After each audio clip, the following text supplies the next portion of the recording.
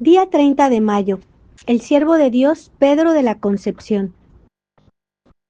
No puede ocultarse el fuego en el seno por mucho tiempo, dice el Espíritu Santo, ni la virtud verdadera por más que el humilde recato la esconda.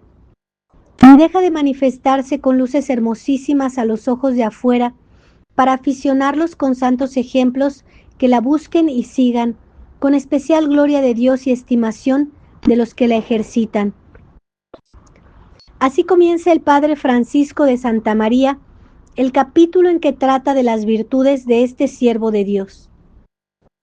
Con verdadero entusiasmo narra este padre las virtudes excelsas que los colegiales salmantinos, apenas fundado el colegio de nuestro padre San Elías, en la universitaria ciudad salmantina, daban por su modestia religiosa con que asistían a las clases de la universidad, llamando la admiración no solamente de los otros escolares, sino de los mayores hombres que en aquel entonces albergaba la docta universidad.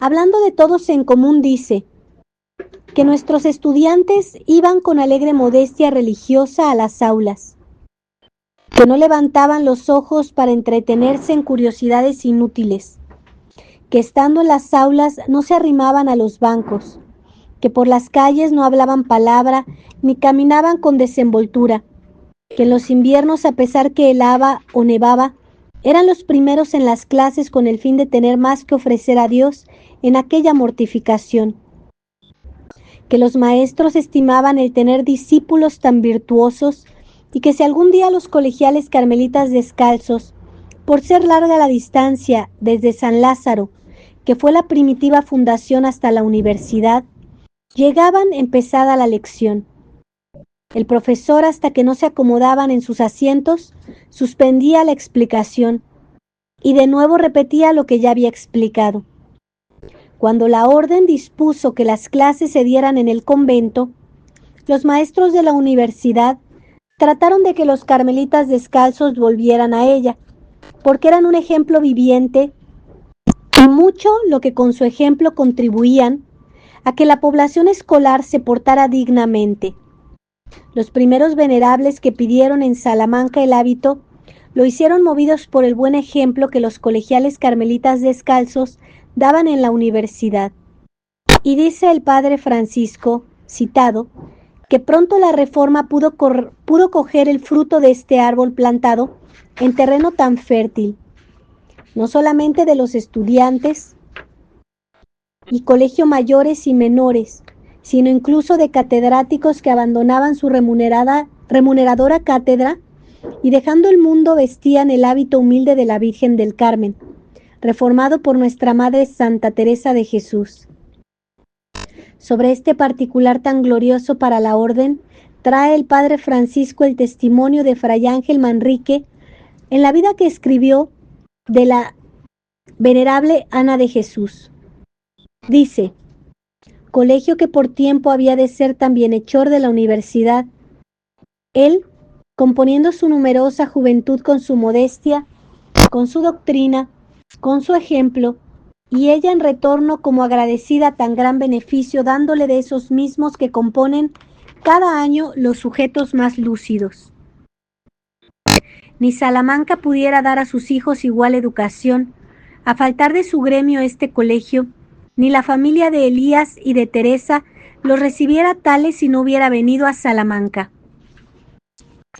A este gremio de hijos preclaros de la Reforma teresiana, que en Salamanca fueron desechados de virtudes, pertenece el bendito padre Pedro de la Concepción, el cual nació en Portugal, siendo sus padres Álvaro Rodríguez y María Jerónima.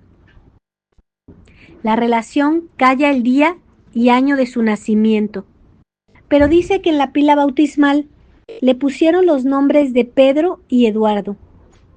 Poco nos dice de su niñez y juventud, pero hace resaltar que era de una índole muy dulce y apacible, y que en poco tiempo hizo notables progresos en latín, lo mismo que cuando más tarde se dedicó a los estudios superiores de filosofía y teología.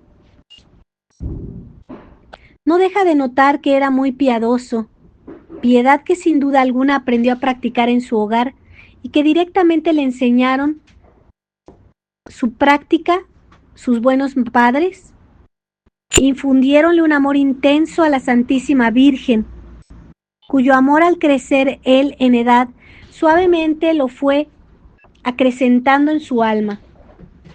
Viendo que en el mundo peligraba su salvación y movido del amor intenso que profesaba la Reina de los Cielos, determinó abandonar al siglo con todas sus esperanzas e ilusiones locas, pidiendo el hábito de la Virgen del Carmen en el convento de San Elías de Salamanca. Dudaron de su vocación y antes de admitirlo a la orden, le probaron por espacio de 4 meses hasta que se convencieron de la firmeza de la vocación del postulante, la cual cada vez era más sincera, con deseos vehementes de santificarse, por lo que se le dio el hábito el 9 de julio de 1584, mandándole al noviciado de Valladolid con el nombre de Pedro de la Concepción. Como al abandonar el mundo era con conocimiento de causa y no veleidad pasajera, al iniciar su noviciado religioso, se dio de lleno a la práctica de todas las virtudes, pues en muchas de ellas era un fervoroso avesado a las mismas antes de entrar de religioso.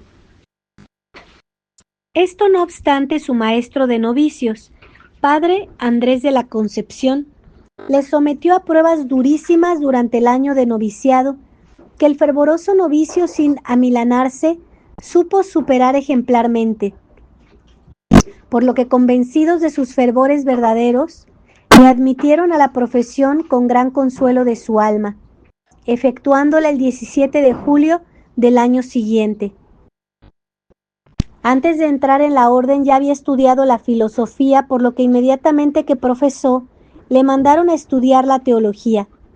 Terminados sus estudios eclesiásticos, felizmente y con gran aprovechamiento tanto en el orden científico como en el espiritual, le ordenaron de sacerdote, y él pidió a los superiores le mandaran a la provincia de San Alberto de México, con el fin de ocuparse de la conversión de los indios. Accedieron los superiores a su petición, pero pesarosos que talento tan preclaro se inutilizara, le ordenaron que en los colegios de aquella provincia ejerciera los oficios de lector. Obedeció y por muchos años explicó en aquellos colegios la sagrada teología con gran opinión de sabio y crecido fruto de sus discípulos. Antes de pasar a México y haber sido ordenado de sacerdote, y por consiguiente siendo aún colegial, le mandaron explicar sagrada teología en Alcalá de Henares, Sevilla y Salamanca.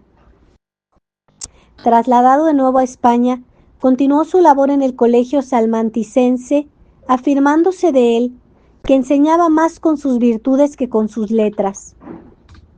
A pesar del caudal grande de su ciencia, su obediencia atestiguan que era como la de un novicio, lo mismo que su puntualidad a los actos comunes, acompañada de sencillez. Se esforzaba en poner prontamente en ejecución no solamente los mandatos, mas también las insinuaciones y pensamientos de los superiores. Esto le procedía de la fe viva con que les miraba, llegando al extremo que una vez que terminaban su mandato, si quedaban de conventual donde él residía, les prestaba la misma veneración por haber sido en otro tiempo sus superiores. Su humildad no era menos edificante. Siendo maestro, se hacía discípulo de sus discípulos. Los oía atentamente para dar satisfacción a sus dudas, y si alguno tenía alguna ocurrencia original del punto que se trataba, si por casualidad a él no se le había ocurrido prontamente, la hacía resaltar delante de todos, haciendo ver que él también necesitaba aprender. Cuando alguno de sus discípulos acudía a su celda para consultar alguna duda, lo recibía amablemente, poniéndose de pie, y no se sentaba hasta que el consultante no se sentaba. Siendo lector en México, se aferró a la doctrina llamada ciencia media, como más cierta, la cual enseñaba. Estando en Salamanca y siendo más anciano y más docto, envió una retracción formal de todo lo que había enseñado sobre el particular, pidiendo con ánimo humilde no la siguieran, convencido de que Santo Tomás enseñaba la doctrina contraria y que lo enseñado por el doctor Angélico era lo cierto, y él quería ser discípulo fidelísimo de Santo Tomás. Estando defendiendo una tesis, en el calor de la disputa dijo, a su juicio, una palabra menos correcta hacia el contrincante, y reaccionando enseguida salió del salón y quitándose la capilla y escapulario de nuevo entró en esta forma y puesto de rodillas, con gran sentimiento, ante todos dijo lo que él conceptuó como culpa, pidiendo perdón a todos del mal ejemplo que les había dado. Cuando alguno aplaudía su ciencia y talento, se entristecía grandemente hasta derramar lágrimas. En cierta ocasión le preguntó un religioso el motivo de por qué estaba tan triste y derramaba lágrimas, a lo que él contestó: Padre, porque me quiere Dios pagar en esta vida. Tanto sentía el verse estimado que aun mirándolo como paga de Dios, se afligía el que fuera en esta vida. Cuanto más ciencia poseía, más humildad había en su corazón. No entendía de palabras de doble sentido, y era tal su candidez, que era sentencia común, que si la verdad se perdiera, se encontraría en su corazón y en su boca. No cabía en su inteligencia que hubiera otro camino para la verdad que del corazón a la lengua manifestada por el sencillo sentimiento de las palabras. Y esto no le hacía hosco ni intratable, sino todo lo contrario, siendo muy amable para todos. Otras de las virtudes que practicó intensamente fue la penitencia. Las incomodidades de las estaciones las hacía el más insufrible, no abrigándose en el invierno nunca ni aun en su ancianidad, y el corto descanso lo tomaba sobre las duras tablas, cubierto con pobrísima y raída manta. De uso frecuente traía a raíz de la carne una cadena de hierro con puntas. De sí y del cuidado de su persona era en lo que más negligencia ponía, no pidiendo nunca nada, y si el superior le daba algo, lo tomaba con tanta moderación que más era para servir a la obediencia que para su comodidad. En sus últimos años padeció de dolorosísima enfermedad de uremia, y en algunas ocasiones le mandaban alimentarse con carne, pero sin faltar a los prolongados ayunos de la regla y constituciones. Alma tan elevada necesariamente tenía que ser su trato con las criaturas muy exiguo, pues gozaba más hablando interiormente con Dios. Cuando hablaba lo imprescindible con las criaturas, se le notaba que ni por un momento perdía la presencia de Dios. La virtud santa de la fe la practicaba altísimamente y sobre la misma escribió un tratado muy útil para los que padecen tentaciones contra esta virtud. Dios, que de modo especial le amaba, le acrisoló con la tribulación de las tentaciones de trabajos interiores y la duda de conseguir su eterna salvación. Hombre laborioso, además del tratado dicho, escribió homilías en latín, apuntamientos morales, 4 tomos de sermones, quadlibetos y cuestiones expositivas en latín, y la retractación de que ya hemos dicho. En los últimos años de su vida, unidos a los sufrimientos espirituales, se unieron más intensamente los sufrimientos físicos que su ancianidad y su vida en extremo mortificaba, le hicieron labrar hermosa corona. Poco antes de caer con su última enfermedad, hizo dolorosa confesión general de toda su vida, gozando después su alma de mucha paz por habérsele desaparecido los escrúpulos que tanto le habían mortificado. Con esta paz recibió la Eucaristía con viático, haciendo fervorosísimos actos de fe y de las demás virtudes. Y vencido por el mal, entregó su alma a Dios con suma paz y quietud el 1 de febrero de 1628, dejando en pos de sí hermosa estela de santidad y sabiduría. Habla de la santidad de este bendito padre el libro de difuntos del Colegio de Salamanca, que aún se guarda en su archivo y refiere el caso siguiente. Como las virtudes practicadas por el siervo de Dios eran tan notorias, estando en la recreación, dice que el padre Juan de la Madre de Dios dijo una palabra en alabanza de este santo varón, y que al oírla él le entró tal congoja que apenas terminado aquel acto, le llamó aparte y con santo enojo y severidad humilde le reprendió el haber dicho aquella palabra. Rióse el padre Juan, diciéndole que no pensaba mudar el concepto que tenía de su santidad, aunque se enojase.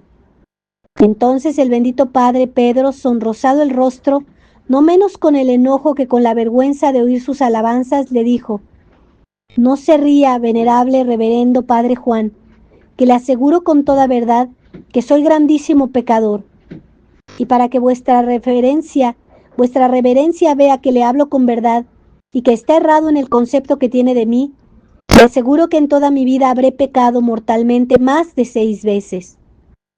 El padre Juan, dice el cronista que le contestó: no he menester yo más que esa confesión para estimarle de aquí adelante mucho más.